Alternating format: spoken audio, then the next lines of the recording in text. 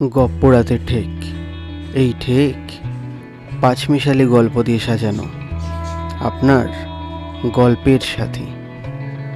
Any digital copy of this content leading to piracy is a crime.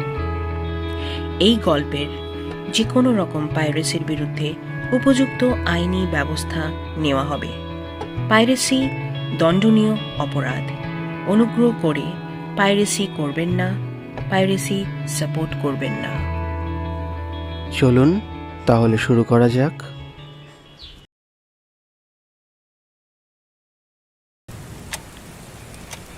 দেওয়াল ঘড়িটা রেডিয়ামে জ্বলা কাঁটাগুলো 1 আর 6 ঘরে পৌঁছেছে, অর্থাৎ রাত বাজে 1:30। এদিকে ঝিরিঝিরি বৃষ্টিটা হঠাৎই মুষলধারে শুরু হলো, সঙ্গে বজ্রপাত। আমি জানলার পাশে চেয়ারে বসে টেবিল ল্যাম্পের আলোতে তখনও বই পড়ছি। হাতের শেষ হওয়া সিগারেটটা অ্যাস্ট্রেতে ফেলে আরেকটা ধরাতে যাব, ঠিক তখনই ওদের কথা মনে পড়ল।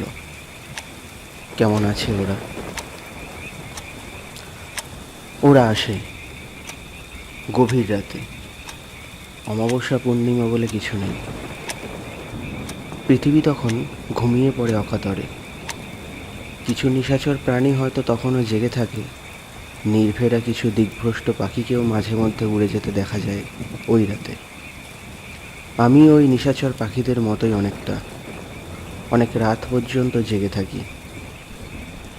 বই পড়া আমার একটা বড় নেশা। বই পড়তে পড়তে অনেক রাত হয়ে যায়, এমনকি কোনো দিন ভোরও হয়ে যায়। হুঁশ থাকে না। সে যাই হোক, আমার একটু সিগারেটের নেশাও আছে। এই পড়তে পড়তে যখন চোখে ঘুম নেমে আসে, তখন ঘুম তাড়াতে সিগারেট ধরিয়ে বাড়ির দোতলার ছাদে চলে যাই। এমনিতেই গভীর রাতের নীরবতা এবং প্রকৃতি, তারাময় গভীর নীলচে আকাশ কিংবা অমাবস্যার রাত আমাকে বড্ড টানে। যেদিনের কথা আজ বলতে যাচ্ছি, সেদিন ছিল এক শনিবার অমাবস্যার রাত। ঘুম তাড়াতে সিগারেট ধরিয়ে ছাদে চলে গেলাম। গরমকাল, ফুরফুর করে হাওয়া বইছে। আমি পায়চারি করছিলাম। হঠাৎ কিছুটা দূরে আমার বাড়ি থেকে 3-4টে বাড়ির পর একটা বাড়ির ছাদে আমার দৃষ্টি আটকে গেল। একটা ভয়জনিত শিহরণ বিদ্যুতের মতো ফেলে গেল আমার শরীরের ভেতর। কারণ এমন ঘটনা আগে কখনো চোখে পড়েনি, দেখিও নি। লোকালয়ের মধ্যে হলেও ওই দোতলা বাড়িটা বহু পুরনো। এখনকার বাড়িঘরের চেয়ে উচ্চতায় বেশ খানিকটা বড়। ঝোপঝাড়ে ভরা গাছপালার মাঝখানে অর্ধভগ্ন অবস্থায় আত্মীয় পরিজনহীন অসহায় বৃদ্ধের মতো আজও দাঁড়িয়ে আছে। বাড়িটার বয়স প্রায় 100 বছরের ওপর। এই বাড়ির কেউ দাবিদার হিসেবে কেউ আছে কি না কেউ জানে না। আজ পর্যন্ত সেরকম কিছু শোনাও যায়নি। তবে এই বাড়ির একটা পুরনো ঘটনা প্রচলিত আছে, আর তার জন্যই এই প্রমোটিংয়ের সময়ও কোনো প্রমোটার এই রহস্যময় পৌর বাড়িটার ওপর থাবা বসাতে পারেনি। চেষ্টা যে হয়নি তা নয়, লোকমুখে কথিত আছে এক রহস্য ঘটনা হয়তো সেক্ষেত্রে বাধা হয়ে দাঁড়িয়েছিল। তারপর থেকে এখনো পর্যন্ত ওইভাবেই ভগ্ন অবস্থায় দাঁড়িয়ে আছে। একটু গভীর দৃষ্টিতে তাকিয়ে দেখলে মনে হবে বাড়িটা যেন কারোর জন্য আজও অপেক্ষা করছে, সে আসবে। আর সেই প্রচলিত প্রমাণহীন গল্প বা ঘটনার কথাটা যে একেবারে মিথ্যে নয়, তার প্রমাণ আজ আমি এই নির্জন গভীর রাতে সচক্ষে দেখলাম। নিজের চোখকে যেন বিশ্বাস করতে পারছিলাম না। অন্য কেউ হলে কি হতো জানি না, তবে নিজেকে সামলে নিয়ে ভালো করে দেখা এবং বোঝার চেষ্টা করলাম। না, ভুল দেখছি না। ওই ছাদের ওপর ছায়ামূর্তি, একটা নয়, দুটো। মুখোমুখি দাঁড়িয়ে যেন তারা কথা বলছে, দুটো অল্প বয়সী যুবক যুবতী। পরনে তাদের ধবধবে সাদা পোশাক। বুকের ভেতরটা তখনও আমার ঢিপ ঢিপ করছে, কিন্তু মনকে কিছুতেই দুর্বল হতে দেইনি। মনে মনে বললাম, তবে কি ওরা ওই বাড়ির ছেলে আর ভাড়াটে মেয়েটা, যার সঙ্গে ছেলেটার গভীর প্রেম ছিল, যা কিনা দুই পরিবারের কেউ ওদের সম্পর্ক মেনে নিতে পারেনি?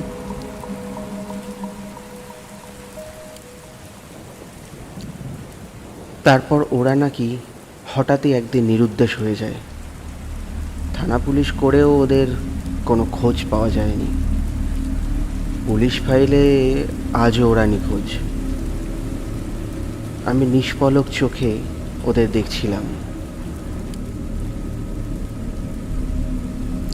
আমার হুঁশ ফিরল যখন হাতে সিগারেটটা পুড়তে পুড়তে ছোট হতে হতে আঙুলে ছ্যাঁকা লাগলো। তারপরেই দেখলাম ওই ছায়ামূর্তি দুটো আর নেই সেখানে। কিন্তু ব্যাপারটা আমাকে ভাবিয়ে তুলল, আর ভাবনাটা ক্রমশ আমার মনের মধ্যে একটা অনুসন্ধিৎসা জাগিয়ে তুলল, আর সেটা মনের মধ্যে অজ্ঞাতসারেই জেদে পরিণত হয়ে উঠল। একটা প্রশ্ন বারবার আমাকে ভাবিয়ে তুলছিল। এত বছর আগের একটা ঘটনার রেশ এত বছর ধরে চলতে পারে? কিন্তু থানার রিপোর্ট তো বলছে ওরা নিখোঁজ।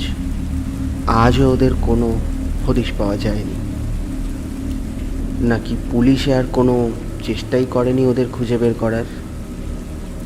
আবার এও হতে পারে কেসটা ধামাচাপা দেওয়া হয়েছে। নানা প্রশ্নের মধ্যে একটা প্রশ্ন আমার মনে খটকা লাগালো। সেটা হলো, এক, ওরা আত্মহত্যা করেনি তো? আর দুই, ওদের লোক লাগিয়ে খুন করে লাশ গায়েব করে দেয়নি তো, যার জন্য আজও ওদের হদিশ নেই? যদি এসব কিছু না ঘটে থাকে, তবে এমন ভুতুড়ে গপ্প এই বাড়িটাকে ঘিরে কেনই বা চলে আসছে? শোনা যায় অনেকে নাকি এই পোড়ো বাড়ির ছাদে আমারই মতো এই রকম ছায়ামূর্তির উপস্থিতি লক্ষ্য করেছে। কোনো দিন বেশ গভীর রাতে পড়ে থাকা জীর্ণ ঘরের মধ্যে টিমটিম আলো জ্বলতেও দেখা গেছে। লোকে বলে মাঝে মধ্যে নাকি ওরা ওই ভগ্ন বাড়ির ভগ্ন ঘরে রাত্রিবাস করত। আমার খটকা এখানেই। তবে এই কথিত প্রচলিত গল্পের এই দুই ছায়ামূর্তি কারা? আর এই পুরো বাড়িটাতেই বা ওদের আসা যাওয়া কেন? এরপর কয়েকদিন কেটে গেল। ছাদে গিয়ে অনেক রাত পর্যন্ত অপেক্ষা করেছি ওদের দেখা পাওয়ার জন্য, কিন্তু মাসেকখানেক কেটে গেল, ওই দুই ছায়ামূর্তির আর কোনো দেখা পেলাম না। মনের দিক থেকে আমিও অনেকটা নিষ্প্রিয় হয়ে গেলাম, কিন্তু ব্যাপারটা আমার মাথা এবং চিন্তার মধ্যে প্রশ্নবোধক চিহ্ন হয়ে বিশেষ করে গভীর রাতের দিকে কড়া নাড়তে লাগলো, এই ভৌতিক রহস্যের প্রকৃত সত্যতা অনুসন্ধানের জন্য। তাই পুনর্বার দেখার আশায় প্রতিদিনই ছাদে গিয়েছি, কিন্তু ওদের আর দেখা মেলেনি। একটা হতাশা যখন আমাকে সম্পূর্ণভাবে নিষ্পৃহ করে দিচ্ছিল এই রহস্যের উন্মোচনের ব্যাপারে, তখনই একদিন ঘটল একটা অদ্ভুত ব্যাপার, যেটার জন্য আমি প্রস্তুত ছিলাম না। তখনও অমাবস্যা চলছে। তারাহীন মেঘাচ্ছন্ন ঘন কালো আকাশ, গাছের পাতা নড়ছে না, কেমন একটা গুমোট থমথমে লাগছিল প্রকৃতিকে, যেন কোনো এক অদৃশ্য শক্তি রহস্যের চাদরে মুড়ে ফেলেছে গোটা রাতের শহরটাকে। মাঝে মাঝে বাজ পড়ার ভঙ্গিমায় বিদ্যুৎ চমকাচ্ছিল, আর সেই আলোর ঝলকানিতে থেকে থেকে আশেপাশের বাড়িঘর গাছপালা যেন উজ্জ্বল হয়েই আবার অন্ধকার হয়ে যাচ্ছে। সেই আলোর ঝলকানিতেই দেখলাম বেশ কয়েকটা বড় আকারের বাদুড় আমাদের বাড়ির ওপর দিয়ে এদিক ওদিক উড়ে বেড়াচ্ছে। একটা কালো পেঁচা উড়ে এসে বসলো বাড়ির গা ঘেঁষা আম গাছটার মধ্যে। বিদ্যুতের আলোর ঝলকানিতে লক্ষ্য করলাম পেঁচাটা যেন আমাকেই দেখছিল মনে হলো। ওর গোল গোল চোখের চাউনির মধ্যে যেন কোনো রহস্য লুকিয়ে আছে। গা ছমছম করা একটা ভারী আবহাওয়ায় যেন মনে হলো আমার শরীরটাকেও ভারী করে দিচ্ছে। একটা ঘুম ঘুম ভাব চোখের মধ্যে যেন হঠাৎই নেমে এলো, যেন একটা নেশাতুর ভাব অনুভব করলাম। হাতের সিগারেটটা শেষ না করেই ফেলে দিয়ে ছাদের দরজা বন্ধ করে নামতে যাব, তখনই একটা দমকা হাওয়া যেন দরজা ঠেলে ভেতরে ঢুকে এলো। ভাবলাম বাইরে হয়তো হাওয়া ছেড়েছে, কিন্তু বেরিয়ে আর দেখার চেষ্টা করিনি। ভীষণ ঘুম পাচ্ছিল। দরজায় খিল তুলে দিয়ে সিঁড়ি দিয়ে নেমে নিজের ঘরে ঢুকতে যাব, ভেজানো দরজাটা খুলে দেখি লাইট বন্ধ করে। কিন্তু আমার স্পষ্ট মনে আছে আমি লাইট জ্বালিয়ে গিয়েছিলাম। কিন্তু কি জানি, ভাবলাম হয়তো লাইট নিভিয়ে গিয়েছিলাম। বোর্ডে সুইচ দিয়ে লাইটটা জ্বালালাম।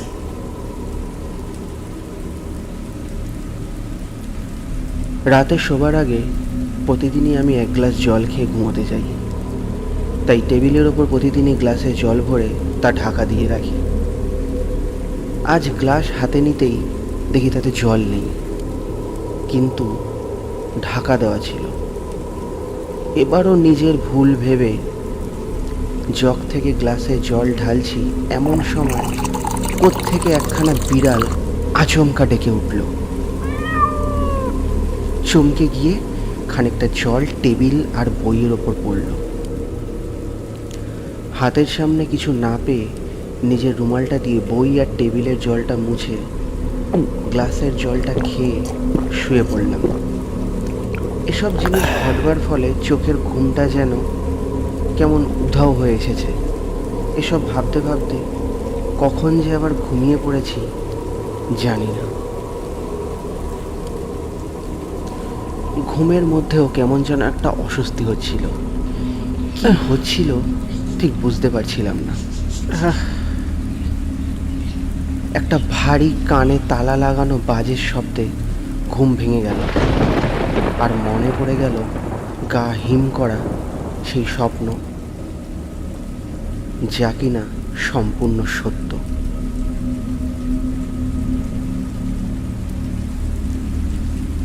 স্বপ্নে সেই দুই ছায়ামূর্তি, ওদের সাথেই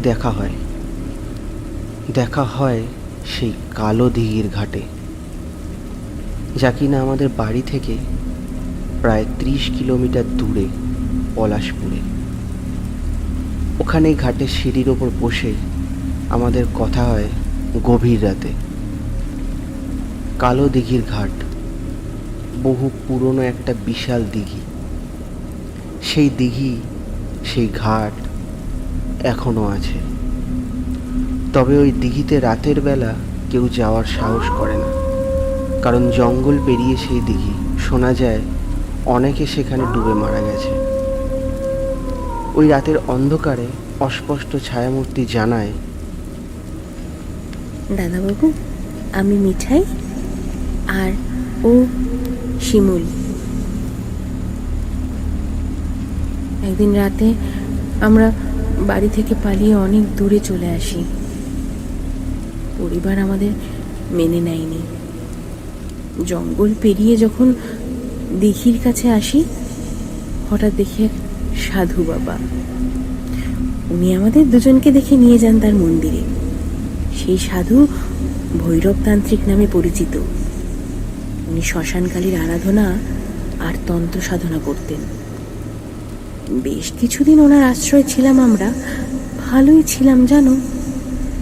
কিন্তু একদিন কৌশিকী অমাবস্যার তন্ত্র সাধনায় সিদ্ধি লাভের জন্য সেই ভৈরবতান্ত্রিক আমাদের হত্যা করে। তারপর আমাদের দুজনকে এই কালো দিঘির জলে শিকল তালা দিয়ে বেঁধে আমাদের ফেলে দেয়। আমরা আর মানুষ হয়ে জন্মাতে চাই না দাদাবাবু। আমরা এই জলের নিচে দুজনে বেশ আছি। এতক্ষণ ধরে সেই মেয়েটি কথা বলে গেল। আমার শরীর থেকে সব ভয় উধাও। আমি শিমুলকে একটা প্রশ্ন করতে যাচ্ছিলাম যে সে কেন চুপ। আমার প্রশ্ন শেষ করার আগেই মিঠাই বলল, দাদাবাবু, শিমুল কথা বলতে পারে না, ও বোবা। এও বলে আমাকে সাবধান করে দেয় যেন এই কথা কাউকে না জানানো হয়। তারপরেই আচমকা বাজ পড়া শব্দে আমার ঘুম ভেঙে গেল। কিন্তু কাউকে এই স্বপ্নের কথা জানালাম না। তবে পরবর্তীকালে আমি এই স্বপ্নের সত্যতা যাচাই করতে গিয়ে জেনেছি ওই ছায়ামূর্তিদ্বয় একটাও মিথ্যে কথা বলেনি। তাই আমিও এ নিয়ে আর দোকান করিনি।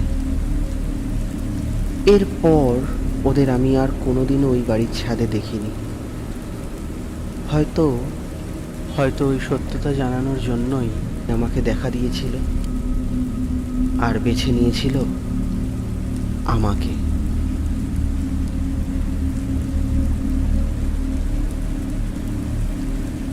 শুনছিলেন ইন্দ্রজিৎ পালের লেখা কালো দিঘির জলে।